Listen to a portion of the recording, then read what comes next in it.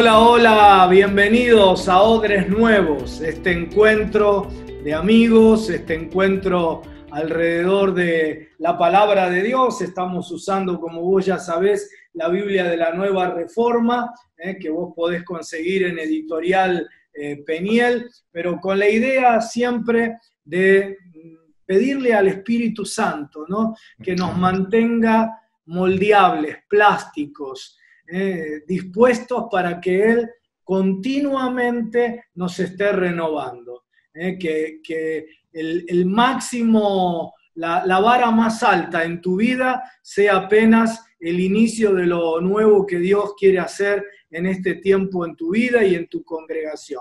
Bienvenidos a todos nuestros hermanos, hermanas, una bienvenida especial para tantos pastores que se suman. Yo quiero dar una bienvenida a un moscovita, Pablo Deiro. Buenas noches. ¿Sí? Primero a Sí. vos, te voy a dar la bienvenida, pero después a un moscovita, porque me contó un pajarito que alguien que vive en la ciudad de Moscú, el señor Sebastián Deiros, uno de los hijos de Pablo, imagino que lo estará viendo con Karina también, no estará solito, que cuando puede se suma a Odres Nuevo y que le interesó y que se prende en la discusión. Pero escribinos algo, Seba, dale.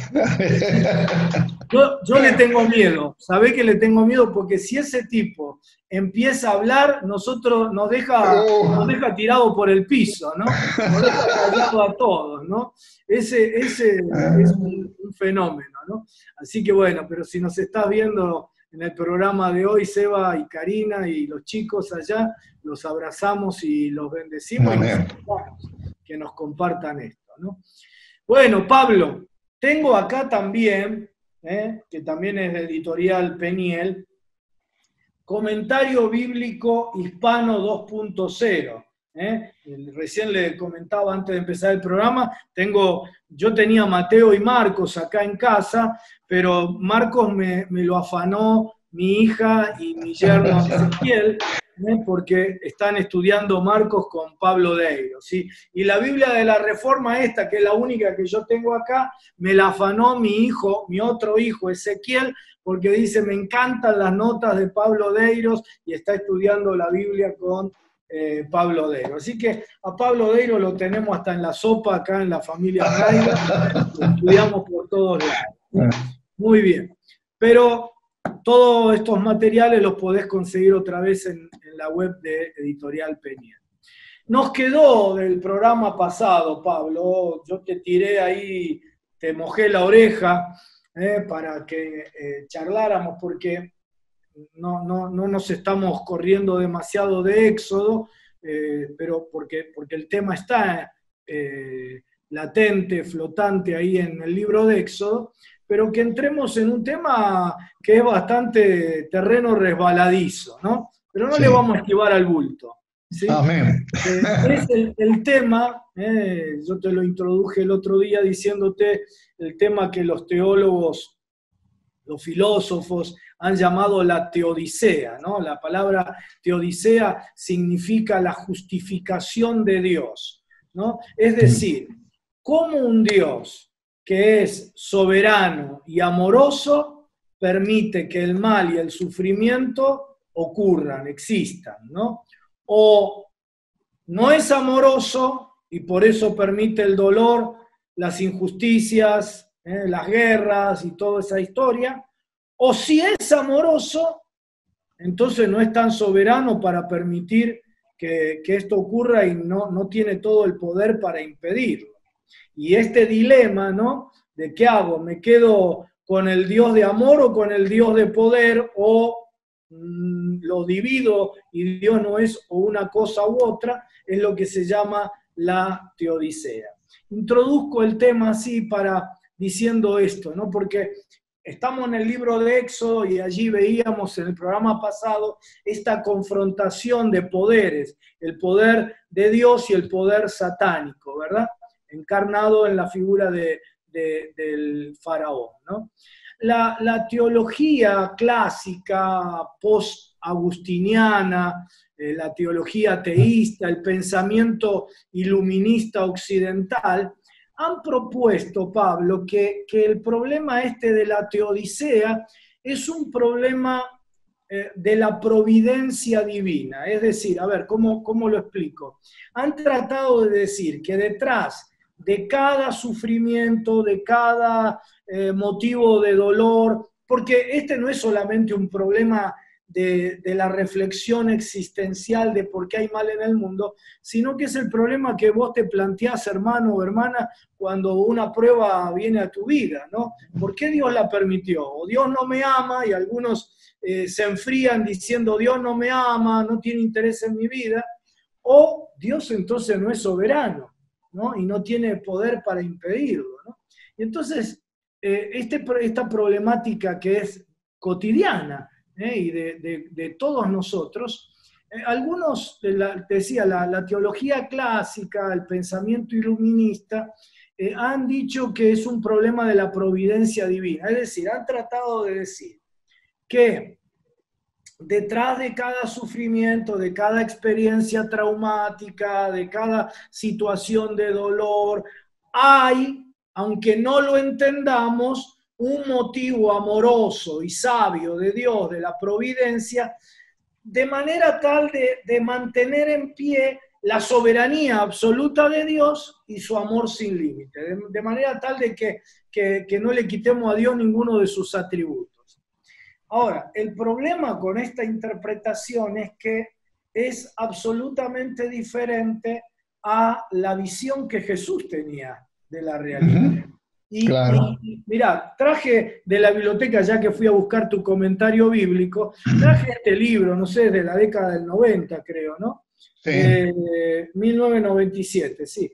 Este libro en inglés se llama Dios en Guerra, la Biblia y el conflicto espiritual, de Gregory Boyd. Gregory Boyd.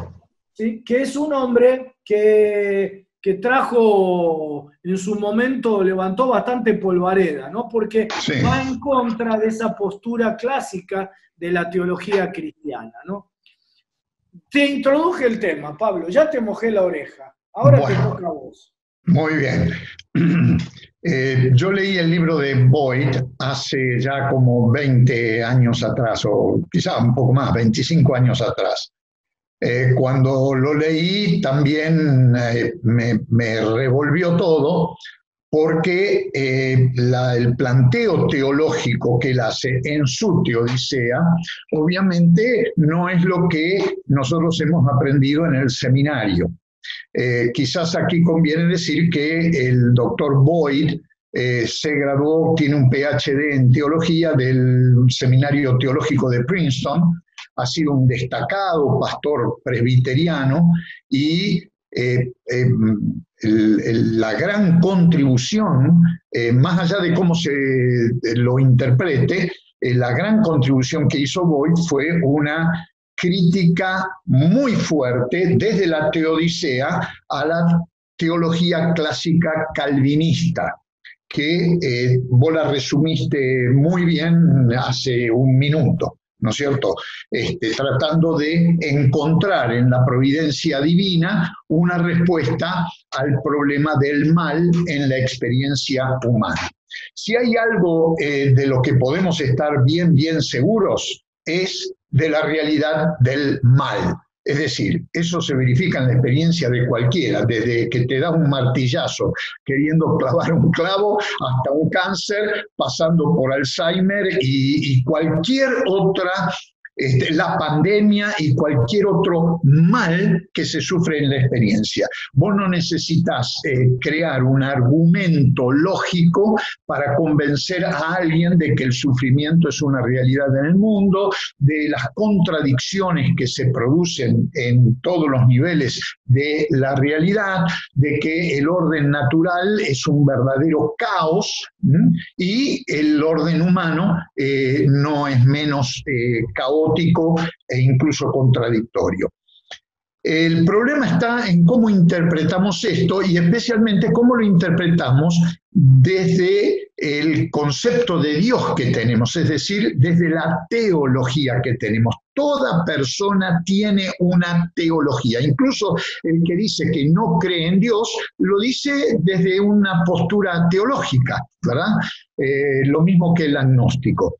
Ahora, en el caso de la mayoría de los evangélicos en América, de una buena mayoría o una buena cantidad de gente en América Latina, nuestra teología y nuestra comprensión de estas experiencias contradictorias ha estado gobernada por el pensamiento de Calvino. Juan Calvino, el gran teólogo ginebrino de mediados del siglo XVI, fue un buen discípulo de Lutero y ambos, junto con otros grandes reformadores, fueron todos buenos discípulos de San Agustín de Hipona. Para San Agustín de Hipona, que abordó este problema de una manera extraordinaria, más de un lado metafísico que de un lado propiamente teológico, el mal no existía. Decía Agustín que el mal era la ausencia de bien. Y a partir de acá, Agustín desarrolló una serie de elementos teológicos, como toda su teología de una providencia previniente, su teología de una gracia irresistible, su teología donde prácticamente Dios es el que maneja absolutamente toda la botonera que tiene que ver con su relación con el ser humano, su relación con el mundo creado, etc. Y eso prácticamente no ha tenido discusión, como vos bien sugerías, hasta años recientes. El problema es que en años más recientes, esta manera de pensar, tratando de justificar a Dios en su acción y relación con el ser humano a partir de la realidad de las catástrofes, de los males, de la enfermedad, de la propia muerte, no ha sido lo suficientemente coherente, primero para dejar bien parado a Dios, y segundo, y esto es lo más importante, lo que dijiste también, cuando uno lee el Nuevo Testamento con apenas una aproximación un tanto diferente, y especialmente a la luz de Jesús.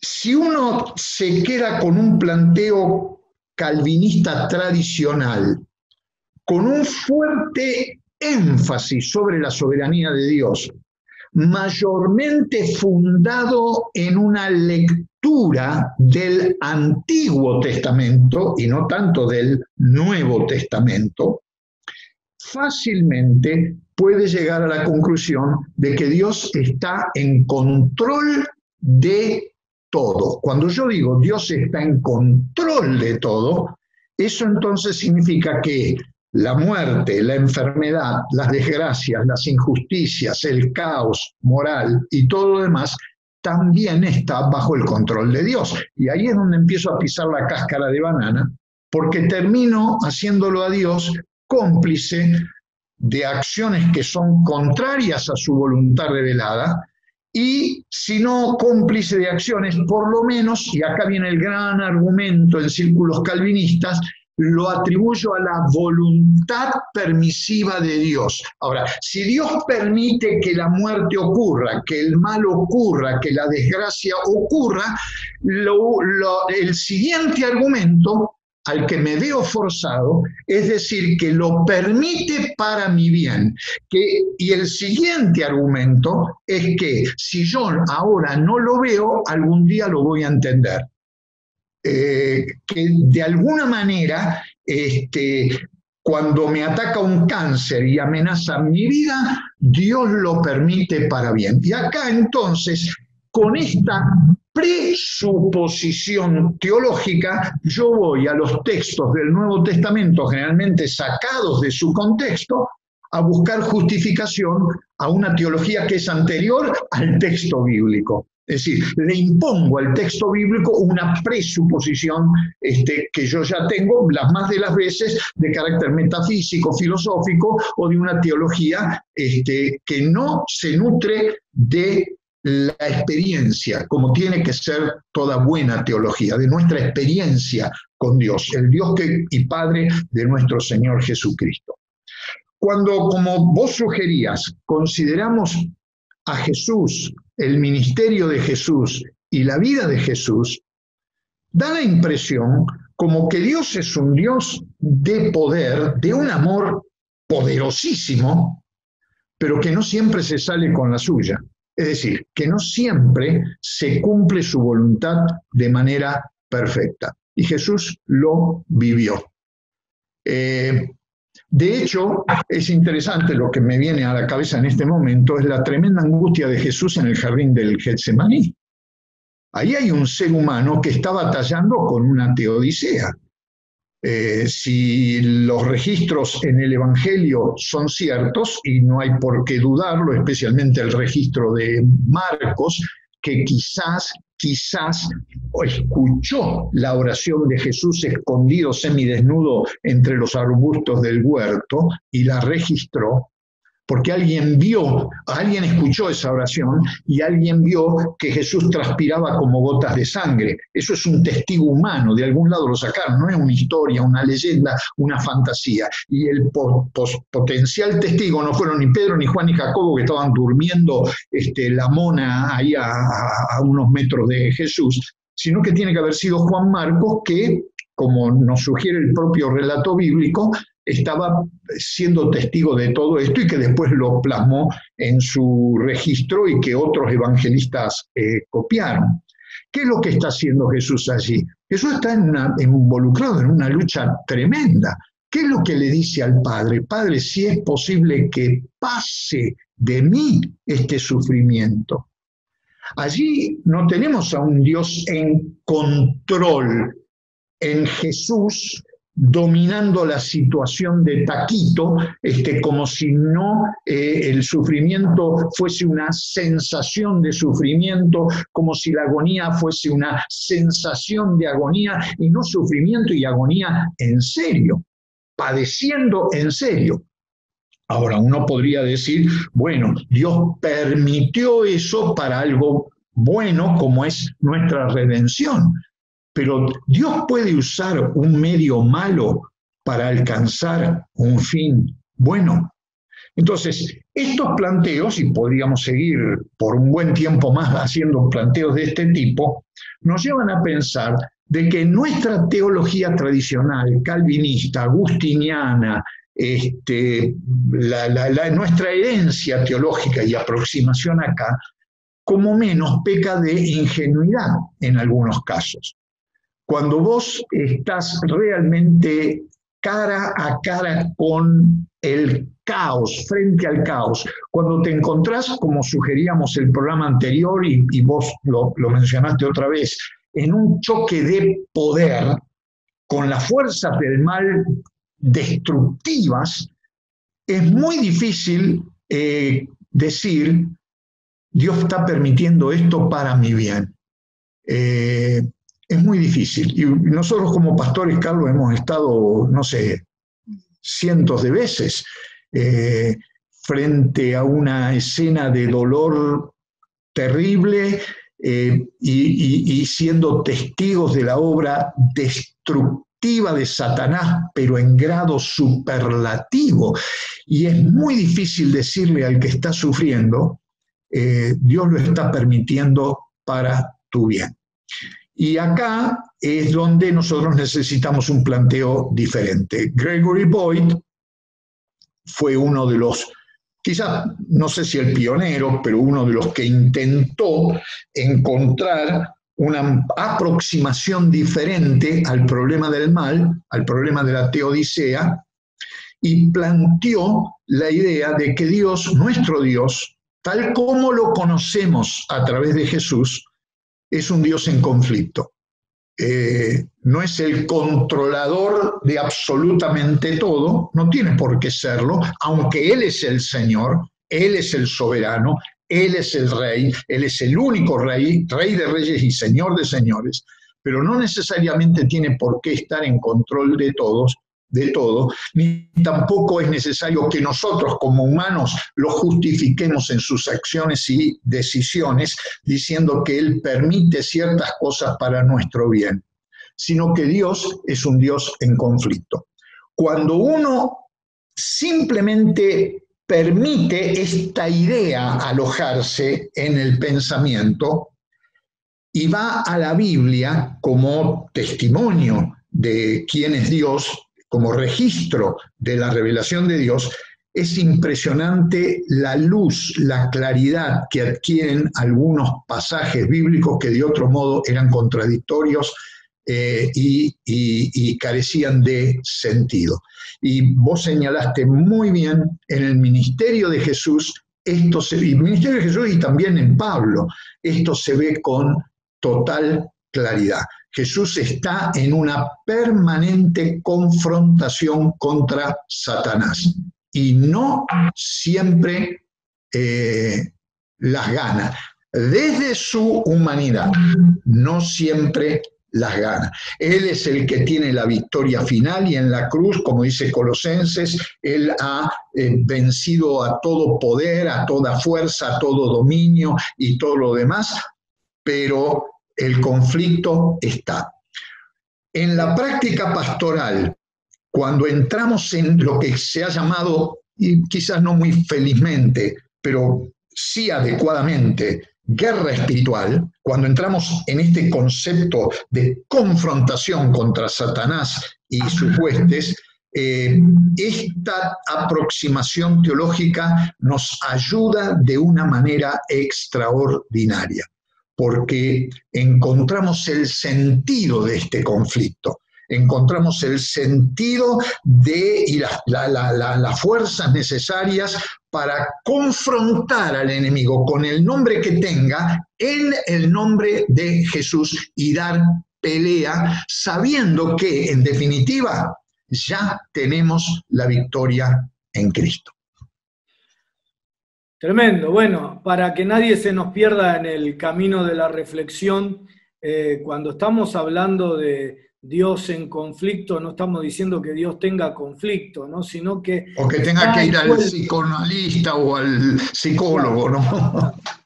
Está envuelto en un combate, ¿sí? Por eso el título del autor es Dios en guerra, ¿no es cierto? O Dios en conflicto, podría ser. Está envuelto en un combate, ¿no? Y sabemos que la victoria es de Él, pero está envuelto en un conflicto, ¿no? En un combate. El problema de esa interpretación agustiniana, calvinista, es que, como decíamos recién, es absolutamente diferente a la visión de Jesús. Y cuando vamos a nuestras Biblias y vemos en los evangelios el ministerio de Jesús, vemos que su predicación, su ministerio es el reino de Dios. Y el establecimiento de dicho reino, de dicho gobierno, es una confrontación abierta contra el reino de las tinieblas. Ignorar el conflicto espiritual entre Dios y el diablo en el tratamiento, en la consideración del problema del mal, del sufrimiento, es no tomar en cuenta lo que es absolutamente claro en todo el Nuevo Testamento. Dios es soberano y en su soberanía le entregó al ser humano la autoridad sobre toda la creación. Aquí en la primera página de la Biblia, en Génesis capítulo 1, versículo 28, ¿no es cierto? Donde Dios les delega la autoridad, les dice sojuzgad, señoread, palabras de gobierno, ¿verdad? Que Dios le da al hombre y a la mujer para que esa autoridad, esa soberanía de Dios se instrumente en la creación a través del ser humano. Pero en la siguiente página de la Biblia, en Génesis 3, vemos que el ser humano se somete a la autoridad del diablo y le entrega al diablo esa autoridad sobre la creación. Desde entonces, lo dice el apóstol Juan, lo dice Efesios capítulo 2, lo dice Segunda de Corintios. Desde entonces, ¿sí? El diablo, al diablo se lo llama el príncipe de este mundo, el príncipe de la potestad del aire, el Dios de este siglo. Es decir, Dios le delegó al ser humano la autoridad sobre la creación, sobre la realidad. El ser humano se la entregó a Satanás y ahora, dice el apóstol Juan, el mundo entero está bajo el maligno. No está hablando de la humanidad o del planeta, sino de un sistema espiritual, el cosmos, que gobierna sobre todo el mundo, sobre toda la realidad. Y eso está en poder de Satanás, ¿no es cierto? Y entonces, ¿qué quiero decir con esto? ¿Que Dios ya no tiene poder absoluto? No. ¿Que ya no está más en el trono del universo? Tampoco. Él sigue siendo el soberano del cielo y de la tierra y su poder es infinito, sin límites, pero la autoridad sobre lo que sucede en la tierra se la dio al ser humano y nosotros la perdimos en manos de Satanás. Pero aquí viene el Evangelio, ¿no? Aquí vienen las buenas nuevas, y es que Dios envió a su Hijo Jesucristo. ¿Por qué se hizo hombre? Porque precisamente la autoridad perdida por el hombre debía ser recuperada por otro hijo de hombre, por otro hijo de Adán, ¿no es cierto? Y el centro de su predicación, de su ministerio, fue el reino de Dios, que consistía en arrebatarle al diablo su autoridad delegada por el hombre. Y esto lo vemos en cada sanidad y lo vemos en cada liberación que Jesús hacía y en la multiplicación de los panes para vencer la carencia material. Su ministerio fue un conflicto permanente con Satanás y con el reino de las tinieblas. Y finalmente pasó por la peor de las teodiceas, como decía Pablo, ¿sí? Y venció en la cruz para que nosotros podamos recuperar la autoridad.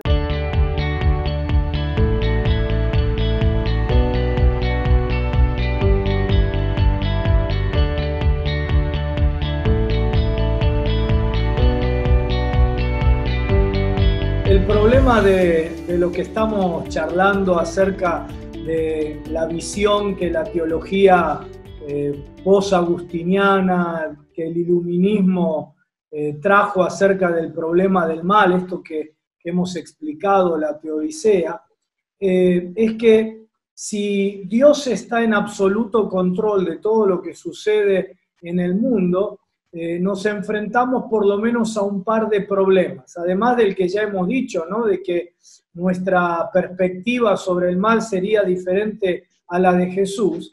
Además de eso, nos confrontamos con un par de problemas. El primero es el más obvio, y es que tenemos una seria dificultad para comprender el problema del mal en el mundo. Porque si Dios está en control, ¿por qué suceden las cosas que suceden? El segundo problema que confrontamos es qué significa en definitiva el señorío de Cristo. Porque si Dios ya está en control, no tiene mucho sentido la misión de la iglesia. El señorío y control de Dios, según el Nuevo Testamento, es sobre aquellos que lo reconocen como Señor. Por eso la tarea de la iglesia es cumplir con su misión de manera tal que llegue el momento en que toda rodilla se doble y toda lengua confiese que Jesús es el Señor. Y entonces lo que queda más que en evidencia frente a un mal que no lo podemos explicar, si Dios está en control de todo, y frente a una misión de la iglesia que es precisamente someter en su misión, ayudar a someter a todas las vidas bajo el señorío de Cristo, y no solo los seres humanos, sino la creación toda, ¿sí? Entonces es evidente que lo que sucede es que hay un problema, un combate espiritual, que es lo que precisamente Jesús manifestó cuando estuvo aquí en la tierra, ¿no? como hemos dicho, cada acción sanadora, liberadora, de enseñanza, de predicación, de milagros de Jesús era un conflicto con la fuerza de las tinieblas.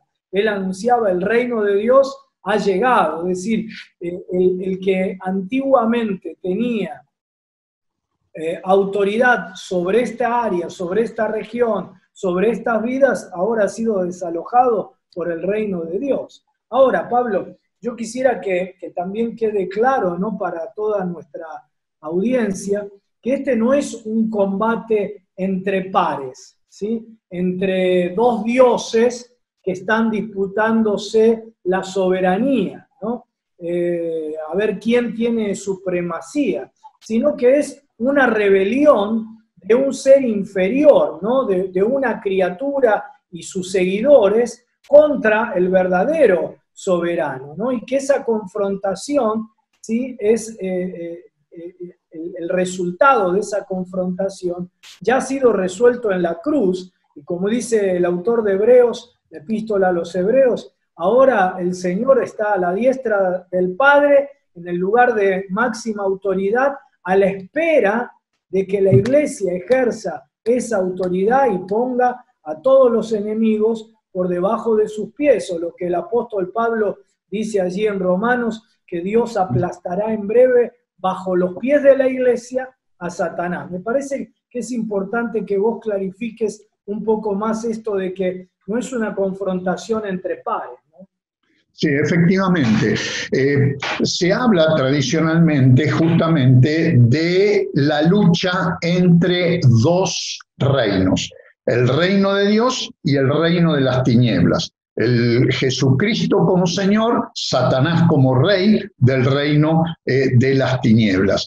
Pero esta manera de entender este conflicto del que estamos hablando arranca de un error teológico que en alguna medida tiene su origen no en el Nuevo Testamento, no en el pensamiento, por ejemplo, del apóstol Pablo, sino en quien interpretó ese pensamiento. Uno de ellos, el teólogo más grande de la latinidad, del mundo latino cristiano, fue Agustín de Hipona, a comienzos del siglo V en el norte de África.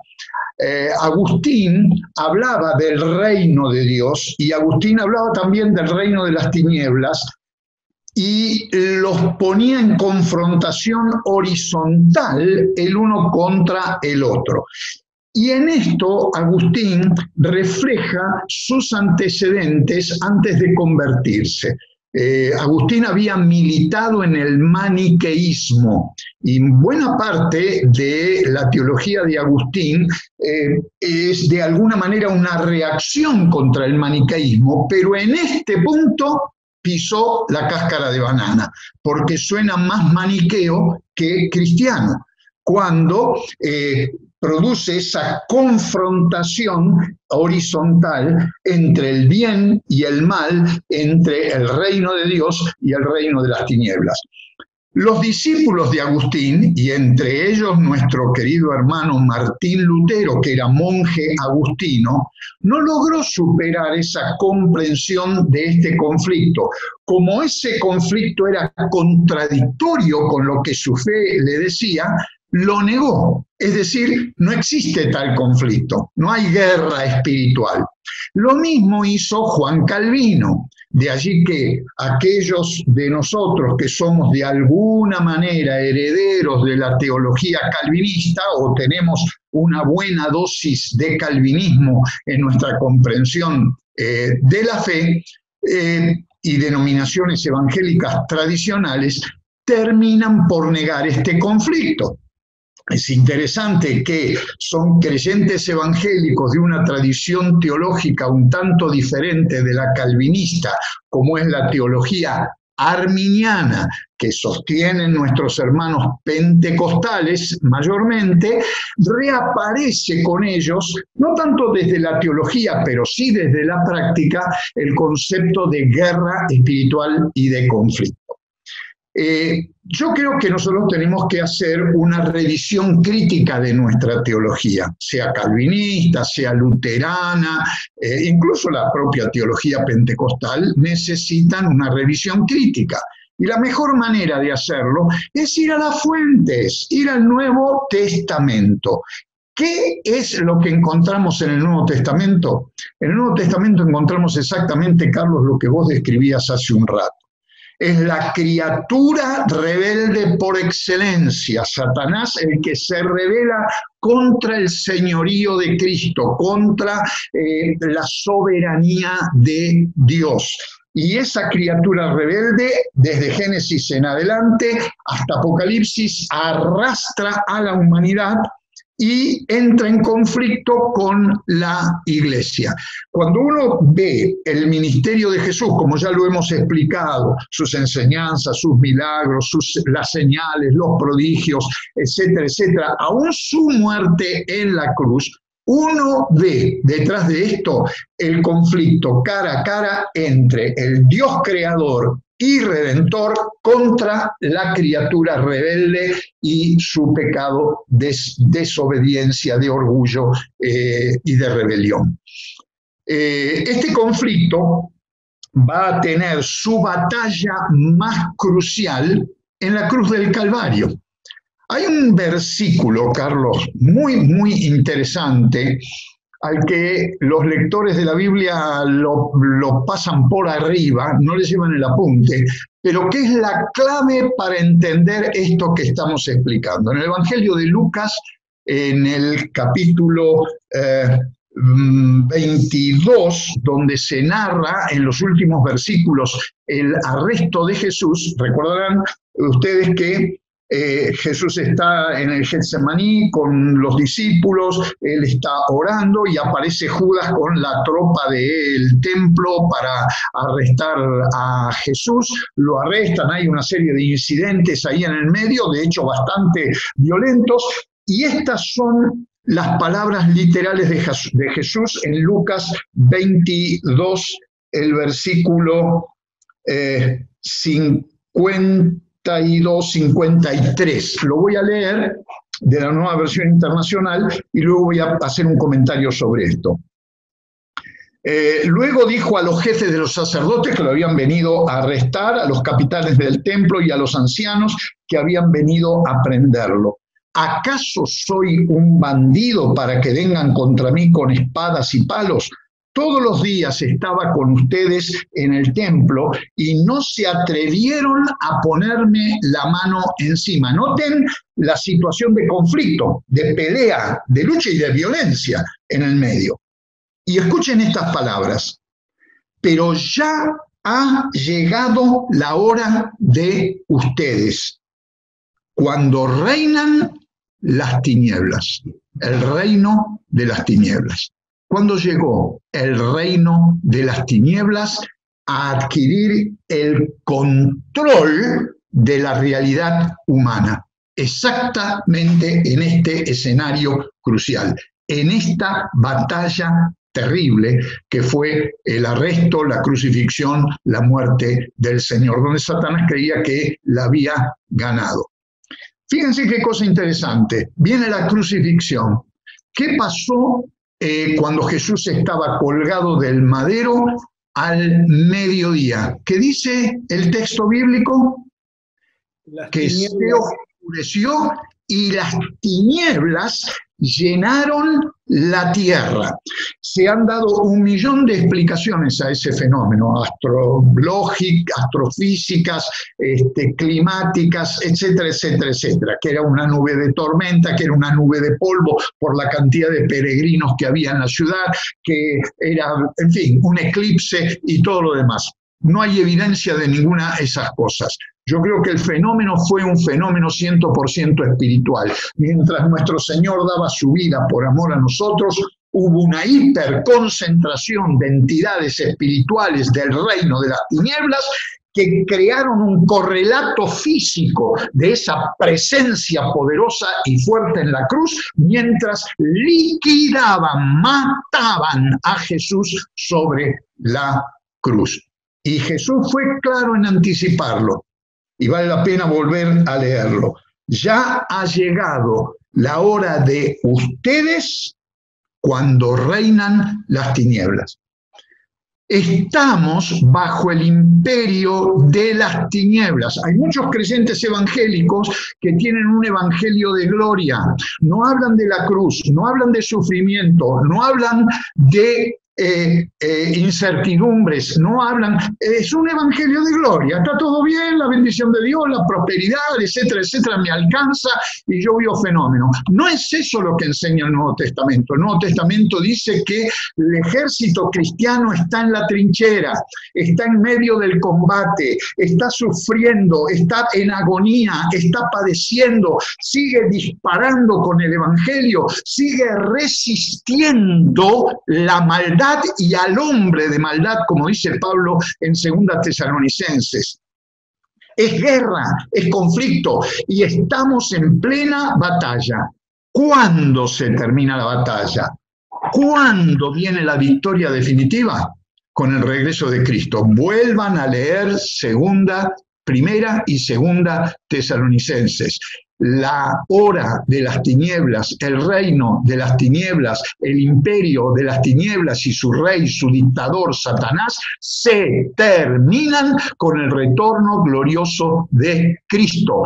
Entre la cruz y el retorno de Cristo, nosotros con la victoria de la resurrección, que es la victoria de Cristo, peleamos para la victoria final, que será la victoria nuestra. Cuando nos encontremos o seamos reunidos, para usar el lenguaje de Pablo en Tesalonicenses, Primera Tesalonicenses, cuando seamos reunidos otra vez con el Señor. Y ahí se termina la guerra espiritual. Mientras tanto, no es una guerra así. Es como Carlos decía, una guerra así.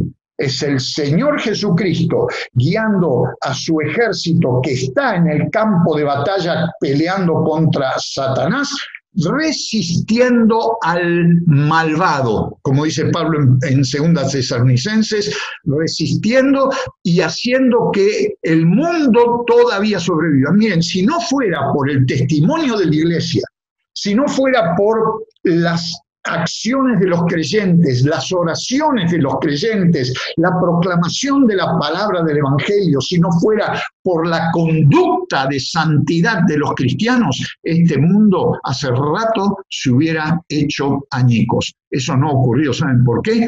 Porque la iglesia ha estado deteniendo al mal en su obra destructiva. Esto es guerra espiritual. Y si no lo entendemos así, lo que vamos a seguir siendo es un club de santos mirándose el ombligo, dejando que otros peleen la batalla que está peleando Jesucristo en este momento para terminar con el hambre, con la enfermedad, con la muerte, con la injusticia, con la corrupción y con todos los males que este reino de las tinieblas ha estado produciendo a lo largo de los siglos en este tiempo, que es el reino de las tinieblas. Interesante que Malaquías, en el último capítulo, creo que el 3, habla del sol de justicia. Y dice que el sol de justicia, cuando amanezca el sol de justicia, cuando aparezca el sol de justicia, que proféticamente es Jesucristo, las tinieblas, la injusticia, la opresión se va a terminar. Vendrá la victoria definitiva. La batalla que ganó Jesús finalmente en la cruz y especialmente con su resurrección se va a transformar en el armisticio final con Satanás y sus huestes en el lago de fuego y los creyentes reunidos con Cristo para el gran banquete de victoria que va a durar por toda la eternidad. Amén, amén, amén, amén. Amén, así es, así es. Y qué maravilloso, qué privilegio extraordinario que tenemos de ser parte de ese ejército victorioso. Ya nos ha hecho el Señor más que vencedores, estamos en lucha, en guerra, en pelea, en conflicto, en sufrimiento, en limitación, pero sabiendo el final de la película. Y el final de la película ya ocurrió en la cruz, como nos decía Pablo. En esa concentración de principados, de potestades, de gobernadores de las tinieblas, de huestes espirituales de maldad, de demonios que oscurecieron la tierra, ¿sí? Allí el Señor los venció, ¿no? Colosenses dice que los humilló y los hizo desfilar como un ejército derrotado, ¿no? En el momento en que Él pagó por nuestros pecados, Él liberó a la humanidad del control de Satanás, Él rompió el acta, anuló el acta que nos era contraria, ¿sí? De nuestros pecados. Allí todas esas potestades, principados, poderes, tronos de las tinieblas fueron humillados, vencidos, ¿sí? Desfilaron como un ejército. En la antigüedad los ejércitos derrotados desfilaban, entraban a la ciudad a la cual hasta ese momento tenían control, y para que todos los ciudadanos se dieran cuenta que habían sido derrotados, los hacían desfilar humillados, desnudos, en la peor de las humillaciones, para que todos supieran que ahora había un nuevo monarca, que había un nuevo imperio, un nuevo control. Allí Jesús ganó el triunfo para nosotros y ahora nos dio a nosotros la autoridad para consumar ese triunfo aquí en la tierra. Esto de la posición, ¿no?, de la que estábamos hablando es muy importante. Cuando la Biblia habla de posiciones, esto es muy importante. Cuando dice que Jesús está a la diestra del Padre, no está hablando de que está en el lugar de la derecha, ¿sí? Porque Dios es espíritu y no tiene derecha ni izquierda, ¿verdad? Él lo llena todo en todo. La figura de diestra es el lugar el ámbito, la esfera de máxima autoridad, el detentar la mayor autoridad, el máximo de poder, ¿sí? Y allí está Cristo, por encima, dice Pablo, de principados, de potestades, de señoríos, de poderes, de tronos, de nombres que se nombran en este siglo y por encima de todo, arriba, ¿sí? No es una cuestión de cosmografía, no es una cuestión o cosmología, ¿no es cierto? Es una cuestión de posición espiritual, ¿no? De poderío, de soberanía, por encima. Y lo maravilloso, ¿sabés qué es? Que dice Pablo que en Efesios 2:6 que nos sentó a nosotros juntamente con Cristo. Nosotros también estamos por encima, no estamos debajo. No, el diablo quiere hacernos creer que está pisando nuestra cabeza continuamente, pero él lo que está haciendo es atacar nuestros pies, porque nosotros estamos por encima, otra vez, figurativamente, no estoy hablando de pies físicos, ¿no? En control, él ataca desde abajo, por eso San Pablo dice que fue llevado al tercer cielo, ¿sí? El cielo que veo ahora por la ventana es el firmamento, el primero, y Pablo fue llevado al cielo de Dios, donde tuvo revelaciones extraordinarias. Entre el tercero y el primero hay un segundo, que son los lugares espirituales de maldad.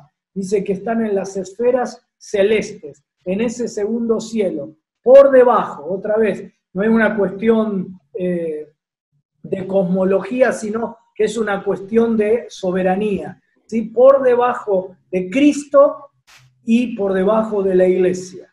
Por eso dice Romanos que el Señor en breve, y creo que cada vez es más pronto, cada vez va a ser más en breve el Señor aplastará bajo nuestros pies, porque allí está su posición, bajo nuestros pies a Satanás. Y nuestra tarea es que podamos liberar a todas las personas del control, del poderío del enemigo en este tiempo. Y este es un tiempo donde las tinieblas han crecido también, pero como en la cruz del Calvario, cuando las tinieblas cubrieron la tierra, fue allí la victoria de Cristo. En tiempos donde las tinieblas avanzan, es la gran oportunidad para que la luz que Cristo ha puesto en nosotros, la iglesia, que nos ha dicho que somos la luz del mundo, en este momento apliquemos el triunfo de Cristo a la vida de otras personas,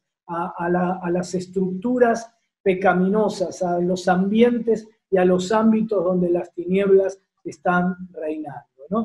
Así que qué maravilloso es que vos, querido hermano, que vos, querida hermana, que nosotros somos parte de esa victoria. Él ya nos ha hecho más que vencedores en Cristo Jesús. Qué bueno, qué bueno, qué bueno. Amén. Bueno, cerramos orando por ahí, si alguno se quedó ahí perdido cuando Pablo hablaba de que Agustín estaba siendo influenciado por su contexto espiritual, religioso anterior, de maniqueísmo, ¿sí?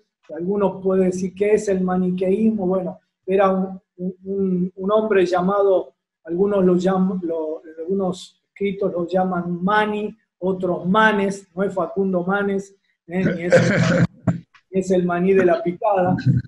Era un persa, ¿sí?, que estableció esta creencia llamada maniqueísmo, donde dos principios eternos luchan, iguales, ¿no?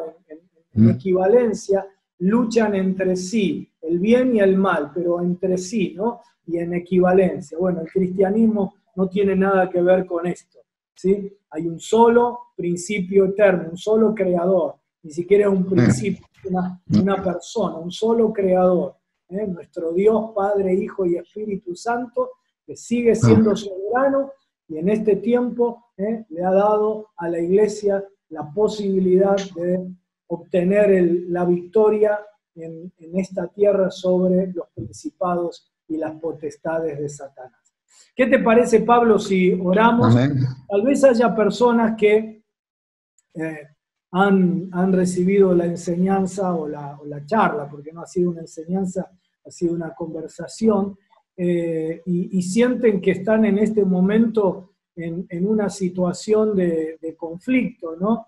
Y tal vez estaban con esa teodicea en su propia vida, se estaban cuestionando frente a un sufrimiento personal, una enfermedad de un ser querido, han perdido su trabajo, han perdido su posición económica, están en una situación de dificultad en su matrimonio y dicen, Señor, ¿cómo puede ser que vos que me amás y tenés control de todo, ¿sí?, yo tenga que estar pasando esto?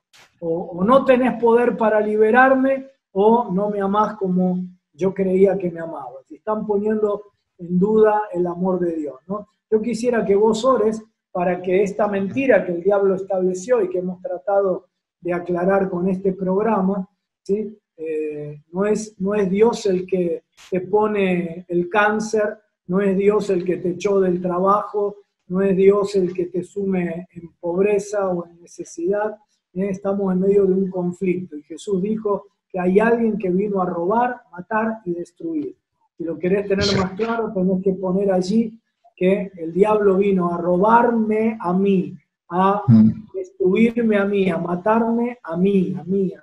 ¿No? Ponerlo en primera persona para que nunca más creas que Dios es el que te manda el cáncer, el que te manda la crisis, ¿sí?, sino que tenemos una lucha que no es contra carne y sangre, sino contra Satanás. Pero quiero que ores, Pablo, una oración de fortaleza, una oración pastoral, que no solamente elimine esta mentira, sino que refuerce en mi hermano o en mi hermana que pueda estar pasando este problema, su conciencia de que está en las manos de un Dios que lo ama y que le dará la victoria sobre cualquier dificultad. Señor nuestro, declaramos que Jesucristo es el Señor de nuestra vida, el Rey de un imperio de luz y de bendición, que la voluntad de nuestro Señor es siempre, siempre lo mejor para nosotros y que descansamos con plena certidumbre de fe en que Él ganó la victoria sobre el pecado en la cruz y sobre la muerte con su resurrección. Declaramos que la gloria, toda la gloria le pertenece y que Él es el que intercede por nosotros y el que es autor de toda cosa buena que nos ocurre. Señor, cuando nos asalta la enfermedad, alguna contradicción en la vida, cuando somos víctimas de injusticia, cuando conocemos los resultados de nuestros propios pecados en nuestra vida que nos hacen daño, y experiencias humanas de este tipo, te pedimos perdón porque muchas veces pensamos que el autor, el generador de estas circunstancias sos vos, cuando es todo lo contrario lo que nos enseña tu palabra. Queremos que nos ayudes dándonos fuerza para resistir a Satanás hasta que huya de nosotros, que alimentes nuestra fe para confiar en tu amor victorioso y renunciar a las mentiras del diablo que quiere poner temor en nuestra vida, seduciéndonos y engañándonos para encadenarnos a fin de hacer su voluntad. En el nombre de Jesús, reprendo a Satanás y a sus obras en la vida de aquellos que ahora se están uniendo a esta oración, de manera que estas personas sean libres de todo yugo, de temor, de todo sentimiento negativo acerca de tu voluntad de amor para con ellos. Y que por el contrario, en tu poder, Señor, los sanes, los liberes, los acompañes, los aconsejes, los consueles, los llenes de esperanza, de amor, de fe, para que puedan compartir la victoria tuya con gran alegría. Y mientras todavía estamos bajo las sombras de la oscuridad y ocupando nuestro lugar en la trinchera de lucha, resistiendo al enemigo, deteniendo al malvado para que no continúe con su obra destructora, te pedimos que nos llenes de poder y autoridad por tu Espíritu Santo para que lo podamos hacer con victoria, con alegría y con paz en nuestro corazón. Esto lo pedimos en el nombre de nuestro Señor Jesús. Amén. Amén, amén, amén, amén. Así sea, el Señor adiestra tu mano para la batalla, ¿sí? Nosotros no somos de los que nos volvemos hacia atrás, Amén. no somos desertores, no andamos buscando los jueguitos de este mundo para huir de la realidad y de nuestro llamamiento glorioso de ser parte del ejército del Señor. Ese ejército que tiene la certeza, la promesa de que las puertas del infierno van a caer derrotadas, no podrán sostener el embate de la iglesia. Es decir, tu embate y el mío. Te bendecimos. Si te interesa, acordate que está la Biblia de la Nueva Reforma. En la página de Editorial Peniel podés conseguirla, podés averiguar por ella. Bueno, que el Señor te bendiga mucho, Pablo. Nos vemos el lunes que viene. Tengo algo para decirte, Pablo, antes de que... A ver. Finalmente hoy salimos de Éxodo. Ya no me digas. Vamos a entrar en Levítico. Un libro que algunos hermanos... más entretenido. Jamás leyeron en su vida, ¿no? Porque es uno de los libros más fáciles o atractivos para leer. Vamos a sacar jugo también porque es palabra de Dios. Así sea. Nos vemos el lunes que viene. Dios te bendiga mucho. Amén.